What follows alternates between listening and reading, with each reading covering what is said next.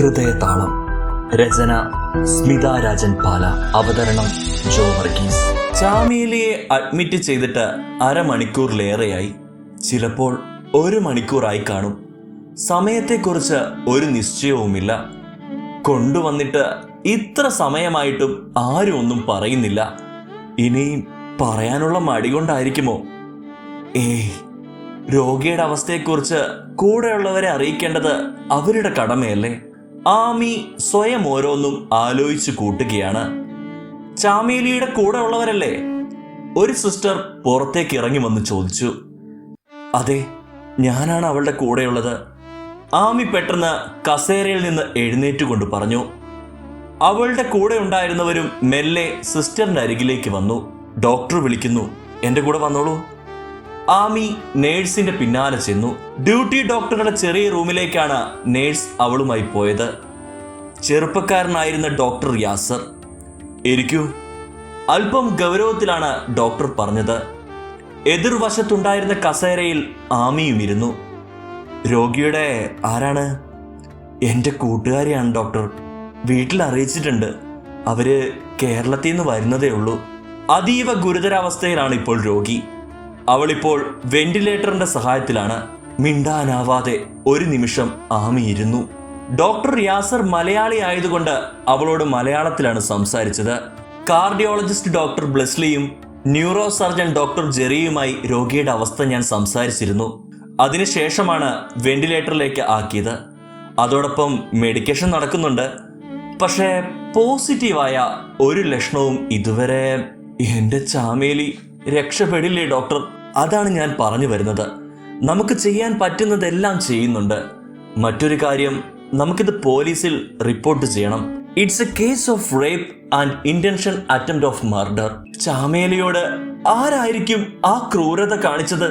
ഒരിക്കലും അവൾ അറിഞ്ഞുകൊണ്ട് അങ്ങനെ ഒരു ശ്രമം നടക്കില്ല. സംതിങ് നടന്നിട്ടുണ്ട്. അതായത് ശ്വാസം കിട്ടാതിരിക്കാൻ തലയണ കൊണ്ടോ കൈകൾ കൊണ്ടോ മൂക്കും വായും പൊത്തിപ്പിടിക്കുക. മുഖത്ത് കൊണ്ടുണ്ടാക്കിയ മുറിവുകളുമുണ്ട്. സാർ, എനിക്കറിയില്ല. അവൾ ശ്വാസം എടുക്കാൻ ബുദ്ധിമുട്ടുന്നത് പോലെ യാസറിന് തോന്നി. എടോ, താൻ ഓക്കെ അല്ലേ? അപ്പോഴേക്കും അവൾ വിയർക്കാൻ തുടങ്ങിയിരുന്നു. സിസ്റ്റർ! ഡോക്ടർ യാസർ സിസ്റ്ററിനെ വിളിച്ചുകൊണ്ട് പെട്ടെന്ന് അവളെ താങ്ങി എഴുന്നേൽപ്പിച്ച് അവിടെയുണ്ടായിരുന്ന ബെഡിലേക്ക് കിടത്തി. അവളെ കംഫർട്ടായ പൊസിഷനിൽ ഇരുത്തിയതിനു ശേഷം ഓക്സിജൻ മാസ്ക് കണക്ട് ചെയ്തു. സിസ്റ്റർ, ഈ മെഡിസിൻ വേഗം കൊണ്ടുവാ. അപ്പോഴേക്കും ആമയുടെ കൂടെയുണ്ടായിരുന്ന ഒരാൾ അകത്തേക്ക് വന്നു. എന്താ ഡോക്ടർ, എന്താ സംഭവിച്ചത്? പേടിക്കണ്ട, ഞാൻ രോഗിയെക്കുറിച്ചുള്ള വിവരങ്ങൾ അവളോട് പറയുകയായിരുന്നു. ഡോക്ടർ അതേ കാര്യങ്ങൾ അയാളോടും ആവർത്തിച്ചു. തുടർച്ചയായി ശ്വാസം കിട്ടാത്തതിന്റെ കാരണം ലങ്സിൽ കാർബൺ മോണോക്സൈഡ് പോയിസണിംഗ് ഉണ്ടായിട്ടുണ്ട്. ഓക്സിജൻ കിട്ടാതെ വന്നപ്പോൾ പല ഭാഗത്തും ഡാമേജ് ഉണ്ടായിട്ടുണ്ട്. ഭാഗ്യം കൊണ്ട് രക്ഷപ്പെട്ടതാണ്. ഗുരുതരമായ അംഗവൈകല്യങ്ങൾ ഉണ്ടാകാം എന്നുള്ള കാര്യത്തിൽ ഒരു സംശയവുമില്ല. We are doing our best. അത്രയും പറഞ്ഞിട്ട് ഡോക്ടർ യാസർ പുറത്തേക്ക് പോയി. ആമിയെ ഒബ്സർവേഷൻ റൂമിലേക്ക് മാറ്റിയിരുന്നു. രാത്രി ആയപ്പോഴാണ് ചാമേലിയുടെ വീട്ടുകാർ എത്തിയത്. ICUവിന്റെ പുറത്ത് ബഹളം കേട്ടിട്ടാണ് ഡോക്ടർ പുറത്തേക്ക് വന്നത്. എന്താ ഇത്? നിങ്ങൾ ഇങ്ങനെ കൂടി നിൽക്കാൻ പാടില്ല. ഇതൊരു ആശുപത്രിയാണ്. ഡോക്ടർ, ഞാൻ ചാമേലിയുടെ അച്ഛനാണ്. ഇത് അമ്മ. അദ്ദേഹം കൂടെ ഉണ്ടായിരുന്ന എല്ലാവരെയും പരിചയപ്പെടുത്തി. ആരെങ്കിലും ധൈര്യമുള്ള ഒരാൾ എൻ്റെ കൂടെ വരൂ, ഡോക്ടർ യാസർ പറഞ്ഞു. ചാമേലിയുടെ അച്ഛനായ വിഷ്ണുവർദ്ധൻ ഡോക്ടറിന്റെ പിന്നാലെ നടന്നു. ഡോക്ടർ രോഗിയെക്കുറിച്ചുള്ള വിവരങ്ങളെല്ലാം അദ്ദേഹത്തോട് പറഞ്ഞു. ഇനിയും നമുക്കൊരു മിറാക്കിൾ മാത്രമേ വിശ്വസിക്കാൻ സാധിക്കൂ. അറിയിക്കേണ്ടവരെയെല്ലാം അറിയിക്കാം. ഡോക്ടറിന്റെ വാക്കുകൾ ഒരു മിന്നൽ പിണർ പോലെ വിഷ്ണുവർദ്ധന്റെ നെഞ്ചിലൂടെ കടന്നുപോയി. 2 വർഷങ്ങൾക്ക് ശേഷം 2018 ആ മഹാപ്രളയം. ആ പ്രളയം പലതും ഒഴുക്കിക്കൊണ്ടു പോയെന്ന് എല്ലാവരും പറഞ്ഞു. പക്ഷേ എന്റെ പ്രണയത്തെയാണ് ആ ഒഴുക്ക് കൊണ്ടുപോയത്. വർഷങ്ങൾക്കിപ്പുറം അവളെ കാണാൻ പോകുമ്പോൾ ബെന്നിന്റെ ഉള്ളിൽ വല്ലാത്തൊരു ഭയമായിരുന്നു.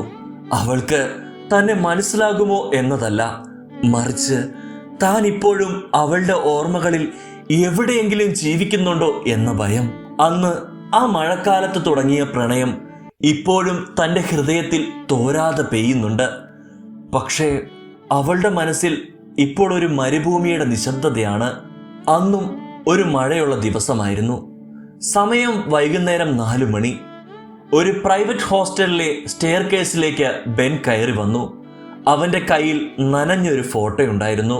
അതിന്റെ പിന്നിൽ ഇങ്ങനെ എഴുതിയിരുന്നു: മായാതെ മായുമെൻ ഹൃദയത്തിൻ ചെമ്പനീർ പൂവാണ് നീ, തെളിനീര് പോലെ എന്നരികിലേക്ക് വന്നൊരരുവിയായി. ബാക്കി ഭാഗങ്ങൾ മാഞ്ഞു പോയിരിക്കുന്നു. ദൂരെ ഒരു വീൽ ചെയറിൽ ഇരിക്കുന്ന ചാമേലിയെ അവൻ കണ്ടു. ജനാലയിലൂടെ പുറത്തെ മഴ നോക്കിയിരിക്കുകയാണ് അവൾ. അവൻ മെല്ലെ അവളുടെ അരികിലേക്ക് വന്നു നിന്നു. ഇന്ന് തൻ്റെ മുന്നിൽ നിൽക്കുന്ന ചാമേലിക്ക് തന്നെ അറിയില്ല, തങ്ങളുടെ പ്രണയം അറിയില്ല. പക്ഷേ അവളുടെ കണ്ണുകളിൽ ഇപ്പോഴും ആ പഴയ മഴയുണ്ട്. ബെൻ കുറച്ചുനേരം അവളുടെ മുഖത്തേക്ക് തന്നെ നോക്കി നിന്നു. കൂടെ ആരും ഉണ്ടായിരുന്നില്ല. ചാമേലി, ഈ മഴയ്ക്ക് ഇപ്പോഴും പഴയ അതേ മണമാണല്ലേ? നീ ഓർക്കുന്നുണ്ടോ എന്നെനിക്കറിയില്ല. നിന്നെ ഞാൻ ആദ്യമായി കണ്ടത് ഒരു പെരുമഴയത്താണ്. അതും പ്രളയത്തിൻ്റെ ആ സമയത്ത് ദുരിതാശ്വാസ ക്യാമ്പിൽ വെച്ചാണ് ആദ്യമായി നിന്നെ ഞാൻ കാണുന്നത്. അന്ന് നീ തിരക്കിട്ട ഓട്ടത്തിലായിരുന്നു. അന്ന് ആ ക്യാമ്പിലേക്കുള്ള സാധനങ്ങൾ കൊണ്ടുവന്ന വണ്ടിയിലാണ് ഞാൻ വന്നത്. നിന്നെ കാണാൻ വേണ്ടി മാത്രം. നീ പോലും അറിയാതെ. നേരിൽ കാണാൻ നീ സമ്മതിച്ചിരുന്നില്ലല്ലോ. നീയുമായി പ്രണയത്തിലായിരുന്ന ആ സമയം, കൂടെ ഉണ്ടായിട്ടും മഴ നനഞ്ഞു നടന്ന ഒരു ഭ്രാന്തൻ മഴക്കാലം. ചാമേലി സംശയത്തോടെ അവനെ നോക്കി. പക്ഷേ അവൾ ഒന്നും മിണ്ടിയില്ല.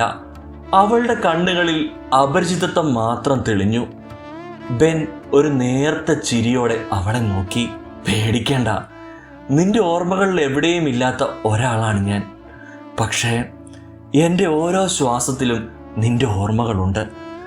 നീ എന്നെ മറന്നത് നന്നായി. കാരണം നീ എന്നെ ഓർത്തിരുന്നെങ്കിൽ ആ ഓർമ്മകൾ നിന്നെ ഒരുപാട് വേദനിപ്പിച്ചേനെ. പക്ഷേ നിന്റെ മൗനം എനിക്ക് ശീലമില്ല. പഴയതുപോലെ ഒന്നും മിണ്ടിയിരുന്നെങ്കിൽ. ആരാ? ഞാൻ ബെൻ, UK-ലാണ്. നിന്നെ കാണാൻ വന്നതാ. ഞാൻ ഒരു ഫുട്ബോൾ പ്ലെയർ കൂടിയാണ്. ഞാനും നീയും പണ്ട് സുഹൃത്തുക്കളായിരുന്നു. അന്നത്തെ ആ സംഭവത്തിന് മുമ്പ് വരെ നിനക്കെന്നെ ഓർമ്മയുണ്ടായിരുന്നു. ഇപ്പോൾ പാടെ മറന്നു പോയിരിക്കുന്നു. അത് നിന്റെ കുഴപ്പമല്ല. അതിലെനിക്ക് പരാതിയുമില്ല. ഒന്ന് കാണണമെന്ന് തോന്നി, അതുകൊണ്ട് വന്നതാണ്. നിനക്ക് വേണ്ടി ഒന്നും ഞാൻ വാങ്ങിയില്ല.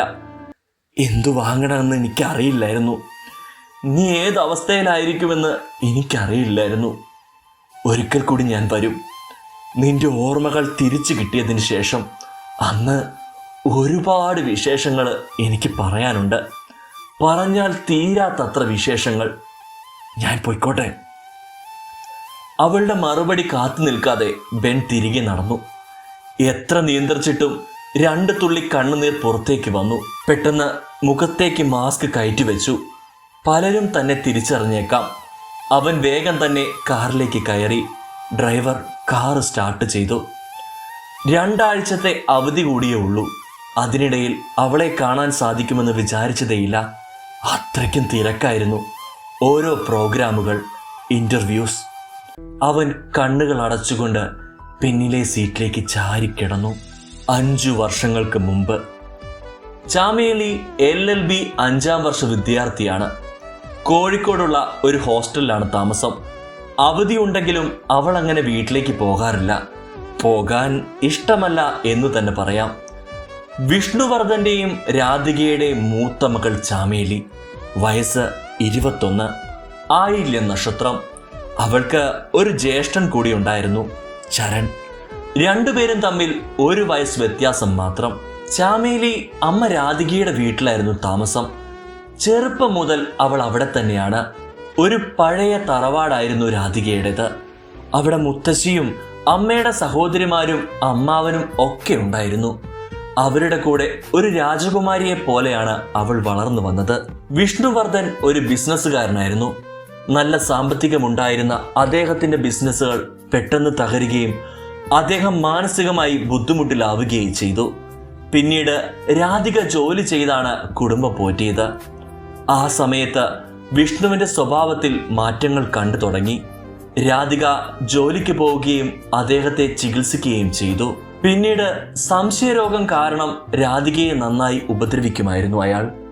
എങ്കിലും അതെല്ലാം സഹിച്ച് മക്കൾക്ക് വേണ്ടി ആ സാധു സ്ത്രീ ജീവിച്ചു. ചാമേലിയുടെ ജീവിതത്തിൽ മാറ്റങ്ങൾ സംഭവിച്ചു തുടങ്ങിയത് അമ്മയുടെ സഹോദരിമാരുടെ വിവാഹത്തോടെയായിരുന്നു.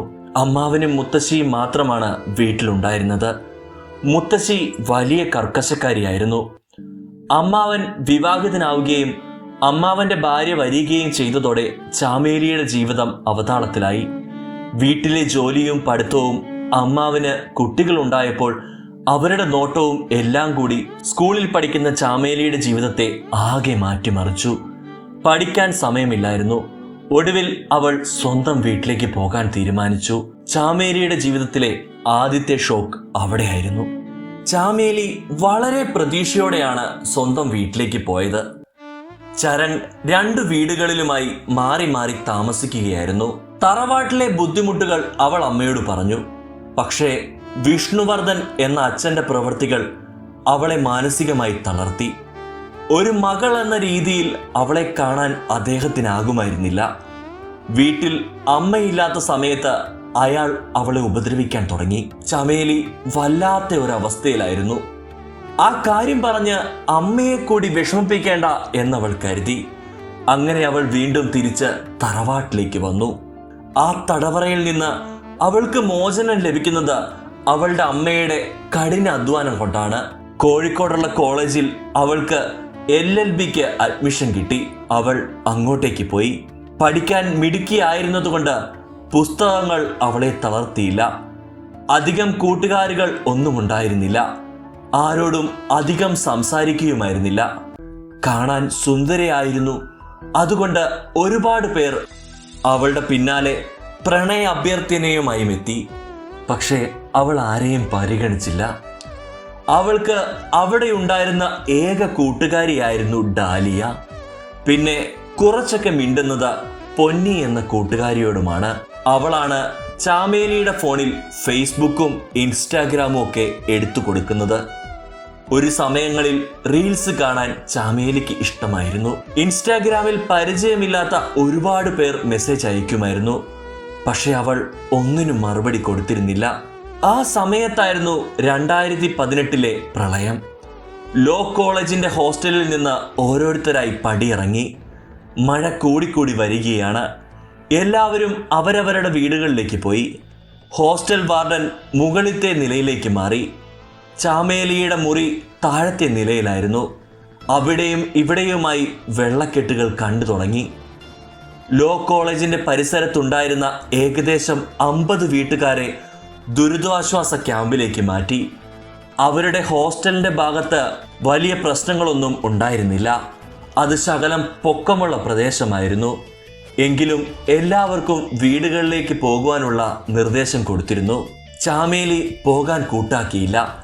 ഇടയ്ക്ക് ചാമേലി ദുരിതാശ്വാസ ക്യാമ്പിലേക്ക് പോവുകയും അവർക്ക് വേണ്ട സഹായം ചെയ്തു കൊടുക്കുകയും ചെയ്യുകയായിരുന്നു. വൈകുന്നേരമാകുമ്പോൾ ഹോസ്റ്റലിലേക്ക് വരും. മുറി പൂട്ടി പുറത്തു പോയതിനാൽ വാർഡൻ വിചാരിച്ചത് ചാമേലി വീട്ടിൽ പോയി കാണുമെന്നാണ്. അതുകൊണ്ട് തന്നെ വാർഡനും നാട്ടിലേക്ക് പോയി. പിന്നെ ഉണ്ടായിരുന്നത് സെക്യൂരിറ്റി മാത്രമാണ്. അതിനിടയിൽ ദുരിതാശ്വാസ ക്യാമ്പിൽ നിന്ന് സഹായം അഭ്യർത്ഥിച്ചുകൊണ്ടുള്ള ഒരു വീഡിയോ ചാമേലി ഇൻസ്റ്റാഗ്രാമിൽ പോസ്റ്റ് ചെയ്തു. UK തണുപ്പിലിരുന്ന നാട്ടിലെ പ്രളയ വാർത്തകൾ ബെൻ അസ്വസ്ഥതയോടെ നോക്കി കാണുകയാണ്. അപ്പോഴാണ് ചാമേലിയുടെ ഇൻസ്റ്റാ സ്റ്റോറി അവൻ ശ്രദ്ധിച്ചത്. പ്രളയത്തിൽ പെട്ടവർക്ക് വേണ്ടി സഹായം അഭ്യർത്ഥിച്ചുകൊണ്ടുള്ള അവളുടെ ആ വീഡിയോ അവൻ്റെ മനസ്സിൽ ഒരു നൊമ്പരമുണ്ടാക്കി. അത് കണ്ടപ്പോൾ തന്നെ ബെൻ അവൾക്ക് മെസ്സേജ് അയക്കുകയായിരുന്നു. ക്യാഷ് കൊണ്ടുള്ള എന്ത് സഹായവും ചെയ്യാമെന്ന് അവൻ ഉറപ്പ് കൊടുത്തു. ആ സമയം ചാമേലി ആ മെസ്സേജ് കണ്ടിരുന്നില്ല. വൈകുന്നേരം അവൾ മുറിയിലേക്ക് തിരിച്ചു വന്നു. സെക്യൂരിറ്റി അവിടെ ഉണ്ടായിരുന്നില്ല. ആ സമയത്ത് അയാൾ ചായ കുടിക്കാനായി പോയതാവണം. അവൾ തിരിച്ചു വന്ന് മുറിയിൽ കയറി. ഒരു കോഫി ഉണ്ടാക്കാനും വെള്ളം തിളപ്പിക്കാനുമുള്ള സൗകര്യങ്ങൾ റൂമിലുണ്ടായിരുന്നു. പുറത്ത് മഴ കനക്കുകയാണ്. അവൾക്കല്പം ഭയം തോന്നിയെങ്കിലും ധൈര്യം സംഭരിച്ചുകൊണ്ട് അവൾ അവിടെ തന്നെ ഇരുന്നു. ഭയം അല്പം കുറയാനാണ് ഇൻസ്റ്റാഗ്രാം ഓപ്പൺ ചെയ്തത്. ആ സമയത്താണ് ബെന്നിൻ്റെ മെസ്സേജ് കാണുന്നത്. അവളുടെ ഒരു വീഡിയോ കണ്ട് അങ്ങനെ ഒരു സഹായം ലഭിച്ചതിൽ അവൾക്ക് ഒരുപാട് സന്തോഷം തോന്നി. പുറത്ത് നിർത്താതെ പെയ്യുന്ന മഴയിലേക്ക് നോക്കിക്കൊണ്ട് അവൾ ബെന്നിന് മെസ്സേജുകൾ അയച്ചു. ആ പരിചയം പിന്നീട് മണിക്കൂറുകൾ നീളുന്ന വോയിസ് മെസ്സേജുകളിലേക്ക് മാറുകയാണ്. ആ കുറഞ്ഞ സമയങ്ങളിൽ അവർ പരസ്പരം അടുത്തറിഞ്ഞു. ഹോസ്റ്റലിന് ചുറ്റും വെള്ളം ഉയരുകയാണ്. അവൾ വല്ലാതെ ഭയപ്പെട്ടു. കാരണം മറ്റാരും അവിടെ ഉണ്ടായിരുന്നില്ല. ബെൻ അവൾക്ക് മാനസിക പിന്തുണ നൽകുന്നുണ്ടായിരുന്നു. ഹോസ്റ്റൽ റൂമിന്റെ ജനലിലൂടെ അവൾ പുറത്തേക്ക് നോക്കിയെങ്കിലും സെക്യൂരിറ്റിയെ അവൾ കണ്ടില്ല. വെള്ളം ഉയർന്നതുകൊണ്ട് അദ്ദേഹം വരില്ല എന്ന് വേദനയോടെ അവൾ മനസ്സിലാക്കി. ആരെയാണ് വിളിച്ചു പറയുക? വിളിച്ചാൽ എന്തുകൊണ്ടാണ് വീട്ടിലേക്ക് പോകാത്തത് എന്ന് ചോദിക്കും.